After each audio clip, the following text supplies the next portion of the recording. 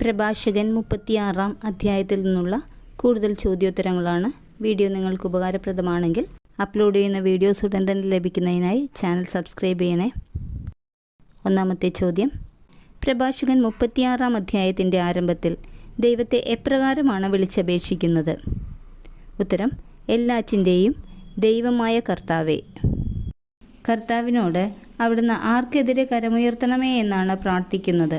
ഉത്തരം, അന്യജനതകൾക്കെതിരെ. ഞങ്ങൾ അങ്ങയെ അറിഞ്ഞതുപോലെ അവരും അങ്ങയെ അറിയുകയും അങ്ങല്ലാതെ മറ്റൊരു ദൈവമില്ലെന്ന് മനസ്സിലാക്കുകയും ചെയ്യട്ടെ. അവരും എന്നുദ്ദേശിക്കുന്നത് ആരെയാണ്? ഉത്തരം, അന്യജനതകളെ. കർത്താവിൻ്റെ കരബലം പ്രകടമാക്കാൻ എന്തു വീണ്ടും പ്രവർത്തിക്കാനാണ് പ്രാർത്ഥിക്കുന്നത്? ഉത്തരം, അടയാളങ്ങളും അത്ഭുതങ്ങളും. കോപത്തെ ഉണർത്തി ക്രോധം വർഷിച്ച് ആരെ നിശേഷം നശിപ്പിക്കണമെന്നാണ് ജനം പ്രാർത്ഥിക്കുന്നത്? ഉത്തരം, ശത്രുവിനെ. കർത്താവിൻ്റെ എന്തിനെയാണ് ജനം പ്രകീർത്തിക്കട്ടെ എന്ന് പറയുന്നത്? ഉത്തരം, കരുത്തേറിയ പ്രവർത്തനങ്ങളെ. ഇസ്രായേലിൻ്റെ രക്ഷയ്ക്ക് വേണ്ടിയുള്ള പ്രാർത്ഥനയിൽ ആര് നാശമടയുകയും ചെയ്യട്ടെ എന്നാണ് പറയുന്നത്? ഉത്തരം, കർത്താവിൻ്റെ ജനത്തെ ദ്രോഹിക്കുന്നവർ. ഞങ്ങൾക്ക് തുല്യം മറ്റാരുമില്ലെന്ന് ജൽപ്പിക്കുന്ന ശത്രു രാജാക്കന്മാർക്ക് എന്ത് സംഭവിക്കട്ടെ എന്നാണ് പ്രാർത്ഥിക്കുന്നത്? ഉത്തരം, അവരുടെ തല തകർക്കണമേ. ഏതു ഗോത്രങ്ങൾക്കാണ് അവരുടെ അവകാശം മുമ്പിലത്തെ പോലെ അവർക്ക് നൽകുകയും ചെയ്യണമേ എന്ന് പ്രാർത്ഥിക്കുന്നത്? ഉത്തരം, യാക്കോബിൻ്റെ. കർത്താവിൻ്റെ നാമത്തിൽ വിളിക്കപ്പെട്ട ജനം എന്ന് പറയുന്നത് ഏത് ജനതയെയാണ്? ഉത്തരം, ഇസ്രായേലിനെ. ഇസ്രായേൽ ജനത്തെ ആരെപ്പോലെ കർത്താവ് പരിഗണിച്ചു എന്നാണ് പറയുന്നത്?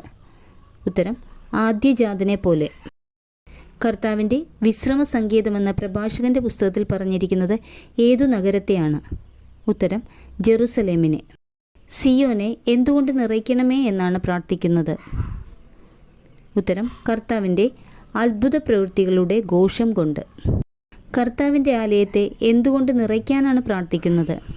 ഉത്തരം, കർത്താവിൻ്റെ മഹത്വം കൊണ്ട്. അങ്ങയുടെ ആദ്യ സൃഷ്ടികൾക്ക് എന്ത് നൽകണമേ എന്നാണ് പറയുന്നത്? ഉത്തരം, സാക്ഷ്യം. കർത്താവിൻ്റെ നാമത്തിൽ അരുളി ചെയ്യപ്പെട്ട എന്ത് പൂർത്തിയാക്കാനാണ് പ്രാർത്ഥിക്കുന്നത്? ഉത്തരം, പ്രവചനങ്ങൾ. കർത്താവിന് വേണ്ടി കാത്തിരിക്കുന്നവർക്ക് എന്ത് നൽകാനാണ് പ്രാർത്ഥിക്കുന്നത്? ഉത്തരം, പ്രതിഫലം. ആരുടെ വിശ്വാസ്യത തെളിയട്ടെ എന്നാണ് പ്രാർത്ഥിക്കുന്നത്? ഉത്തരം, കർത്താവിൻ്റെ പ്രവാചകന്മാരുടെ. കർത്താവിനെ എപ്രകാരം ഭൂമിയിലുള്ള സകല ജനതകളും അറിയട്ടെ എന്നാണ് പ്രഭാഷകൻ 36-ാം അധ്യായം 17-ാം വാക്യത്തിൽ പറയുന്നത്? ഉത്തരം, യുഗങ്ങളുടെ ദൈവമായ കർത്താവ്. സൂക്ഷ്മബുദ്ധി എന്തു തിരിച്ചറിയുന്നു? ഉത്തരം, വ്യാജവാക്ക്. ഡാഷ് ദുഃഖം വിതയ്ക്കുന്നു, ഡാഷ് അതിനു പകരം വിട്ടു. കുടിലബുദ്ധി ദുഃഖം വിതയ്ക്കുന്നു, അനുഭവസമ്പന്നൻ അതിനു പകരം വിട്ടു. സ്ത്രീ ഏതു പുരുഷനെയും സ്വീകരിക്കും, എന്നാൽ പുരുഷൻ എല്ലാ സ്ത്രീകളെയും അനുരൂപകളായി പരിഗണിക്കുന്നില്ല. അധ്യായവും വാക്യവും ഏത്? പ്രഭാഷകൻ്റെ പുസ്തകം 36-ാം അധ്യായം 21-ാം വാക്യം. സ്ത്രീയുടെ ഭാഷണം എന്തു നിറഞ്ഞതാണെങ്കിൽ അവളുടെ ഭർത്താവ് മറ്റുള്ളവരെക്കാൾ ഭാഗ്യവാനാണെന്നാണ് പറയുന്നത്? ഉത്തരം, വിനയവും സൗമ്യതയും.